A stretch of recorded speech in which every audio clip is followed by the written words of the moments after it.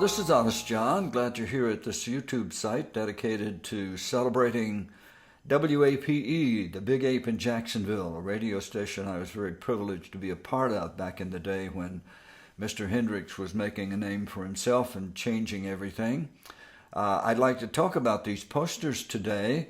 Last time I posted something here, I was in front of them and I got a couple of emails asking where they were, where they came from, and so forth. So I thought I'd go into that. It's an interesting story, I think. To give you a time frame, I'm recording this on January 8th, 2021. These posters arrived in my life more than 50 years ago. That was the night of November 22nd, 1968, the night that Jimi Hendrix headlined at the Jacksonville Coliseum. He had been in Jacksonville a year earlier as the opening act for the Monkees. Then that didn't last very long. It didn't work out very well at all. He kind of just frightened everybody. But he came back a year later just on top of the world and ready to rock and roll. So it was a wonderful night. The show was sponsored by the Big Ape, so all the disc jockeys were there. I only have a couple of pictures. This one was taken in the locker room, and I think it was probably just before the band went on. The instruments are all there, and the band is dressed and looks like they're ready to go. The guy on the left is Dale Kirby. Dale was one of the disc jockeys that worked in the mornings at the Big Ape in Jacksonville. Jim Shira came on at 6 o'clock, and then Dale came on later, filled out the block until noon. The guy, the big, tall, good-looking guy standing beside Dale in the white turtleneck is Alan Sands, my buddy.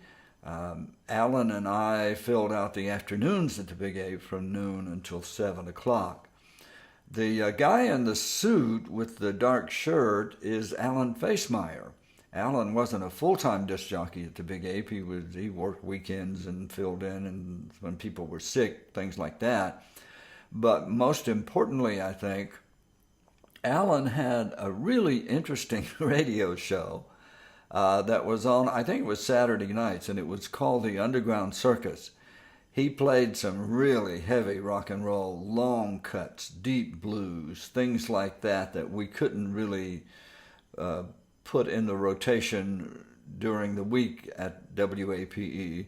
But that show turned out to be quite important.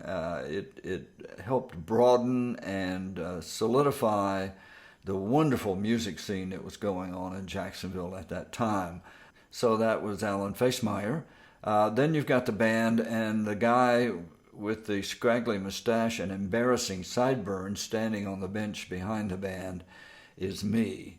That's the story of that room. Earlier in the evening, Alan Sands and I have talked about this, and we have similar memories of that evening. However, they are sort of overlapping with me from the year before when he was there with the Monkees. I met him, and so this may not be actually a sequence of events, but it'll be close. Alan and I both remember going into the dressing room to find out how Jimmy would like to be introduced. On the way in, I pulled these two posters off the wall. They were in the hallway of the Jacksonville Coliseum, and took them in with me. I thought, be nice to have it. I'm not really big on getting autographs of stars and things like that, but I thought it'd be nice to have an autograph of Jimmy, maybe to hang these in the control room, the studio at the Big Ape. Maybe give them away as prizes in some sort of promotional contest or something like that. It was a long time ago, I don't remember, but I took them in with me. As I recall, Jimmy was sitting on the sofa with his guitar. The room was kind of dimly lit. It was very quiet in there. Jimmy was very soft-spoken, real nice guy. And we talked for a few minutes, and on the way out, I asked him if he would sign the posters, and he said certainly. So he did. And I handed him this pen, and the reason I show you this pen is because this is an official WAPE ballpoint pen, by the way. I'll put up a picture of it so you can see that.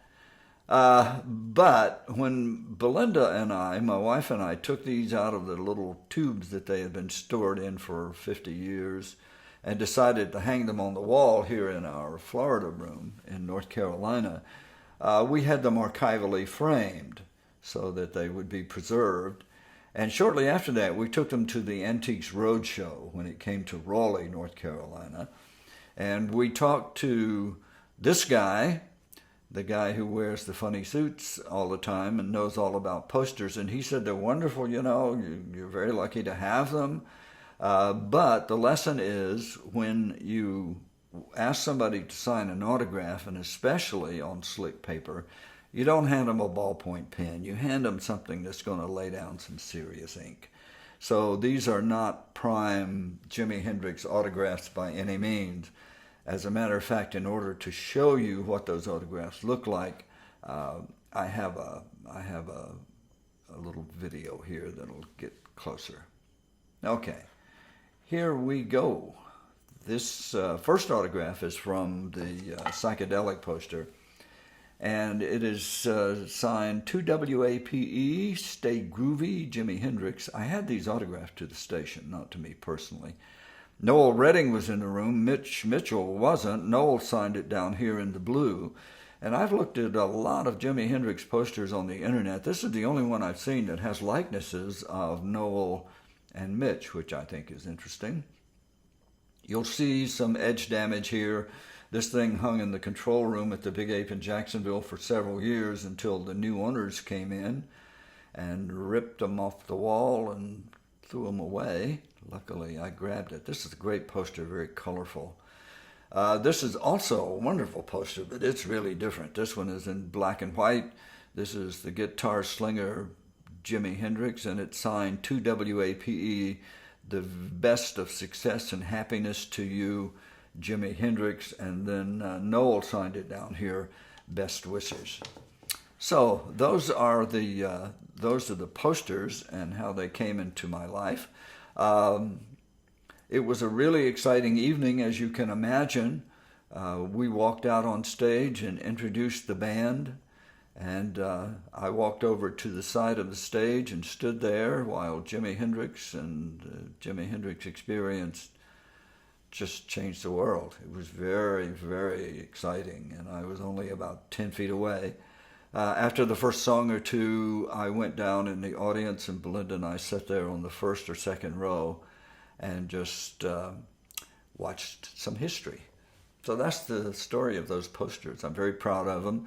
They hang here in my Florida room, along with a lot of other stuff, including this. I want to show you this, and I'll put up a picture of it. I'm doing this on the Mac, so everything is mirror imaged, and you can't really read. But this is quite a striking plaque that was given to WAPE in Beatle Year 1. We took that to the road show as well. It had been on the wall since 1964 in the studio, but it's in wonderful shape. I took it to the road show, and the poster guy said he had seen several of these. Evidently, either the record company or the Beatles gave them out to radio stations around the country during that first Beatle Year 1, 1964. And it hangs here in our Florida room as well, along with Belinda's wonderful collection of pre-Disney Florida memorabilia. We've got some folk art here. We live in a very active folk pottery community. This is an example of that work. We've got a lot of pottery here in the house, and also folk art by local artists that we enjoy. And I've got some of my mobiles in here that I have made, and a little recording studio with 2 guitars that I can't play. As for what will happen to these posters, I'm not sure. This one's going to my grandson, I think. He is a Jimi Hendrix fan, and he plays a solid white Stratocaster, by the way. Plays it quite well. This one, I'm not sure. They're talking about putting a music museum in Jacksonville, which I think would be a wonderful idea. If they do that, then I think it might wind up there. By the way, the signatures on those Beatle plaque they're not real. They were probably done by good old Frida, who signed a lot for the boys in those days. But those aren't real signatures. If they were real, I would have a Porsche 911 parked out in my driveway, and I don't. But that's fine. We enjoy it. It's a major part of our life, and it belongs here now. So that's the story of the posters. I hope you've enjoyed it. If you have some WAPE memorabilia that you think might be interesting, let me know. I've got the email up here, and I would love to hear from you. And also, if you should have a tape recording of any of the WAPE disc jockeys that I worked with, I would love to have them. That would be Jim Shira, Dale Kirby, Alan Sands, me, Ron Wayne, who worked the night. Ron was a wonderful disc jockey. I'd love to have a tape of his. Also Tom Clark, who worked the all-night shift. And boy, I would love to have a tape of Alan Facemeyer doing that psychedelic show that he did, the Underground Circus, because that would be great fun. I'm here, and I would like to make this little website as interesting as I can, and if you can help me do that, I would really appreciate it. So until next time, take care of yourself. We're in a pandemic here, so wear your mask, and hope you get your vaccine soon. And I hope you have a wonderful life. So long.